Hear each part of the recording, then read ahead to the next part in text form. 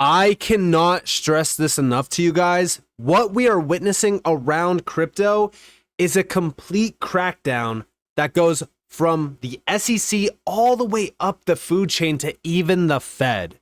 And in this video, I am going to be breaking this down, but also Caitlin Long literally warned you guys about this and exposed the Fed completely. Welcome to the channel, everyone. My name is Nick. For those that are new to the channel, hopefully by the end of this video, you do become a subscriber. If we take a quick look at this post going all the way back to March of 2023, this is from the inventor of Uniswap protocol.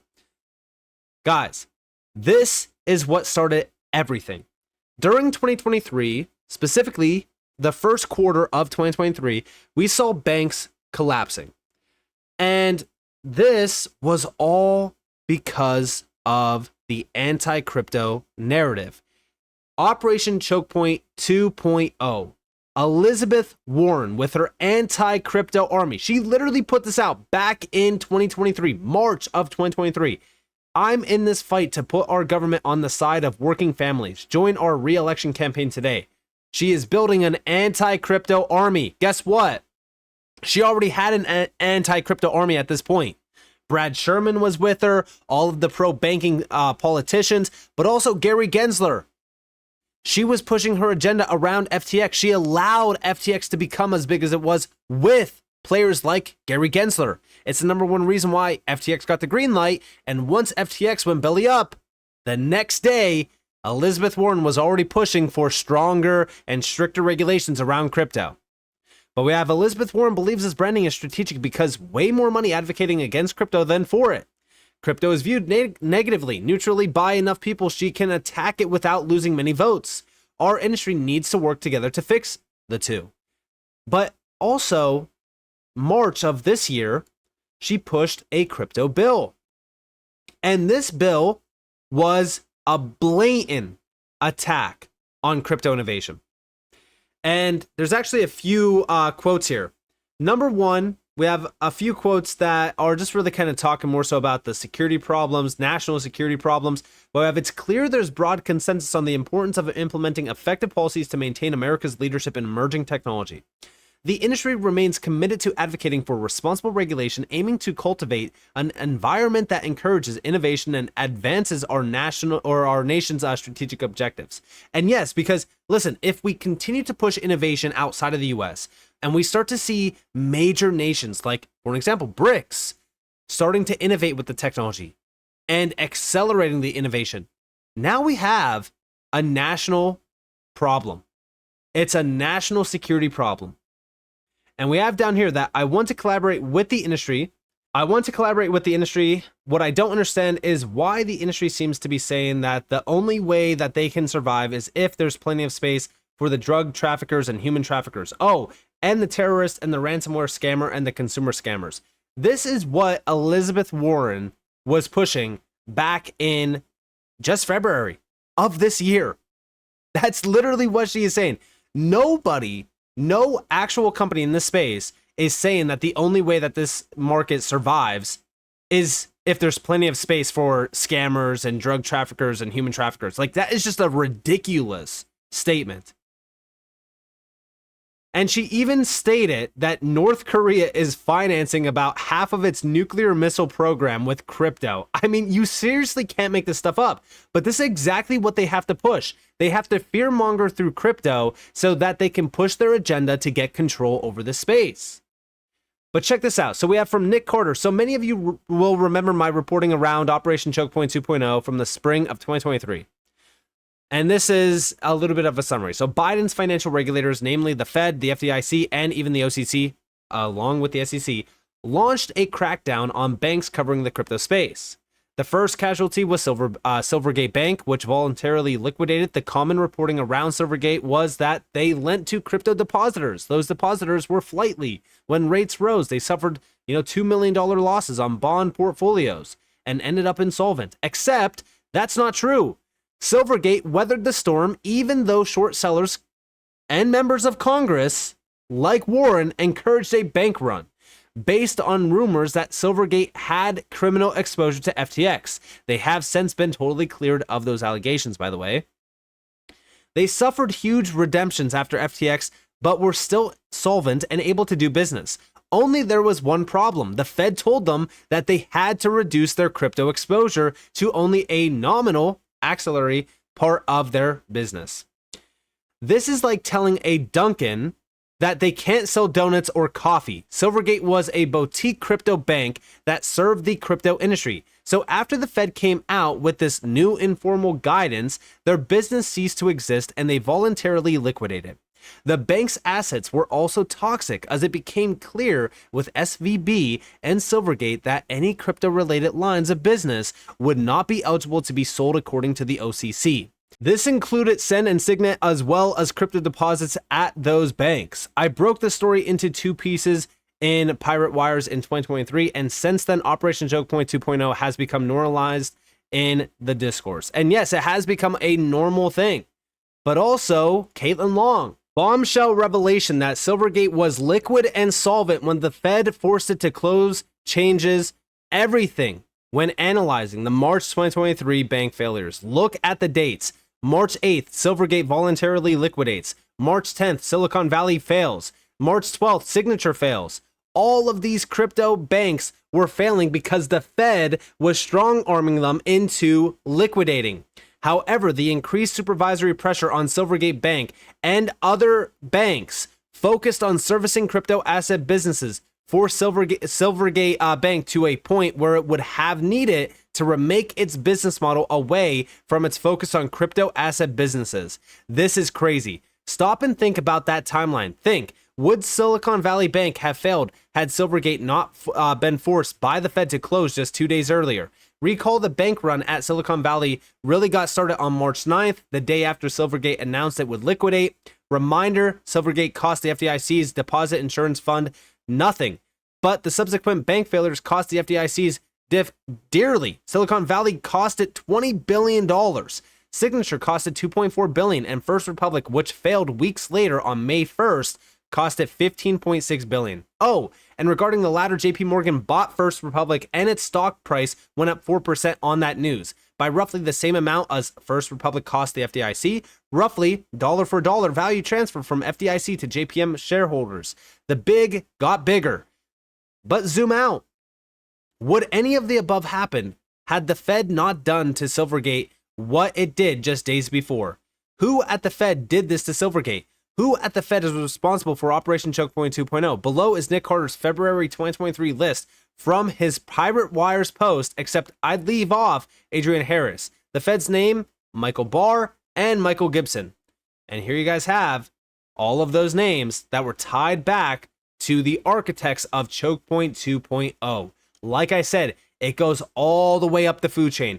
We have the executive branch with the White House, the SEC, the Treasury, the FDIC, Senate, Federal Reserve, New York State as well. Will history be kind to the mess they unleashed? End. And also, by the way, if we go and check out this video, this is from August 13th, there are factions inside the Fed that don't want any private crypto companies to exist. And we're going to talk about why here in a second, but check this out. There have been factions, it's well known, factions inside the Fed that don't want any private crypto companies to exist, and they're trying to kill us. And unfortunately, they have control right now. And that group wants a central bank digital currency. And then there are factions at the Fed who were big supporters of what we were doing, who really appreciated that we were trying to go up the middle of the fairway, who appreciated Wyoming's work with the Fed. Wyoming had more than 100 meetings with the Fed getting this set up. So obviously, in the wake of FTX, it all went haywire. What we know through lawsuit discovery is that Michael Barr had a meeting 2 weeks after FTX failed about Custodia's applications. He is the vice chair for supervision. He is a Warrenite, an Elizabeth Warren clan member. And so right after FTX, right when the Biden administration made this big move, very much coordinated by Elizabeth Warren, we've been told Michael Barr was the one who decided to deny Custodia. There was a meeting about Custodia right before Thanksgiving 2022, and then the first draft of the denial memo appeared right after Thanksgiving 2022. And again, this is all from the Fed. But now, why are they doing this? Why are they, trying to close up all these crypto supported banks? Why don't they want any private, crypto companies to exist? Well, here we have breaking. BNY Mellon, America's biggest custodian bank, may have already received SEC approval to custody Bitcoin and crypto digital assets. This happened on September 20th. And guess what? Here we have Michael Saylor. Credible rumors are circulating that one or more major banks in the US will soon be able to custody Bitcoin. Okay, so is this a bullish thing? Everyone has been celebrating this, but they don't realize the timeline here. And why is this bullish? Why are we celebrating some of the largest banks in the US now being custodians for Bitcoin? A already scarce asset that priced out retail. And then we have Justin. Senator Cynthia Loomis, general counsel, says the SEC gave BNY Mellon a variance approval to move forward with Bitcoin and crypto custody. It got approved. Check it out. Co-chairman, please. In past testimony, it sounded like things have been shoring up in the House as well. More bipartisan support, more collaboration. Yeah. Anything else to report there? Or is that still generally consistent with the direction things are going? Councilor Land. Thank you, Mr. Chairman. Co-Chairman Rothfuss, I think generally speaking, there's been a bipartisan eruption in both chambers. The House passed FIT 21 with 71 Democrats, and we actually hit the magic number of 60 on the SAB 121 repeal in May, and getting 60 votes in the Senate's like climbing Mount Everest on a piece of legislation. So I think there's a great deal of bipartisan interest in both chambers. One thing I neglected to mention in my update too, that potentially has some bearing on the SPDI is Bank of New York Mellon is looking to get more involved in the crypto custody business. They had some problems with Staff Accounting Bulletin 121, and the SEC has apparently given them some kind of variance from SAB 121 to move forward. And also, part and parcel of that is the Fed, as the Fed regulates Bank of New York Mellon's bank holding company, they would have had to have given their non-objection under current, legal requirements and guidance to Bank of New York Mellon getting into the digital asset custody business. So, Mr. Co-chairman, follow up? No, it's funny how that happened. Yeah, Mr. Co-chairman, there's a lot of I never would have predicted it. Yeah. Indeed, it's a strange world we're in. Yeah. Mr. Land, in that vein, any sense? Are they going to go through the bit license process with the state of New York? Or are they kind of looking at alternative options? Or Bank of New York Mellon? Yeah. Yeah. So they're going to argue the bit license preempted, very likely.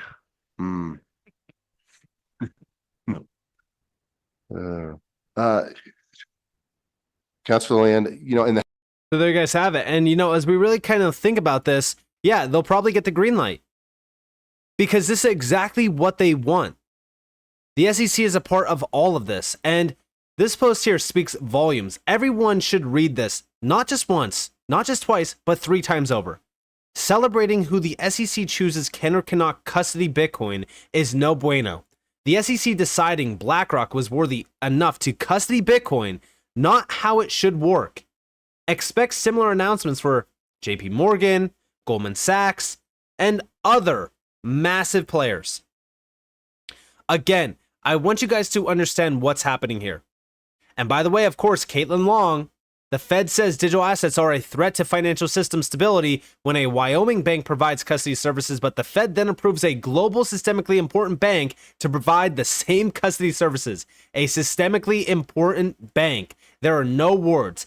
Technically, it's a supervisory non-objection. The SEC let the cat out of the bag on this last week, but it has been an open secret in DC since July when the SEC told Bloomberg that several large banks got special exceptions from SAB 121. And yeah, listen, as we really kind of look at what's going on here, this is a big problem. This is a very big problem because no matter what gets pushed now around Bitcoin when it comes to giving control up to the incumbents, everyone celebrates it as if, all right, they're going to pump Bitcoin, so this has to be good. People don't realize that going all the way back to the anti-crypto campaign from Elizabeth Warren and the SEC, everything has been aligned perfectly. The FTX collapse, everything that got pushed after the FTX collapse, FTX itself, like all of this was seeds planted by the big players like the SEC, the Fed, the FDIC, and it's all to take control from the private crypto companies the crypto banks so that they can give it to BlackRock, give it to these large players. This is ridiculous. This is crazy to me. With that being said, I hope that you guys enjoyed this video. If you guys did, definitely leave a like, subscribe, turn notifications on because more free content. You guys are more than welcome to follow me on Twitter and join the free Discord down in the description below. And with that being said, guys, it's been Nick. Thanks for watching. Peace out.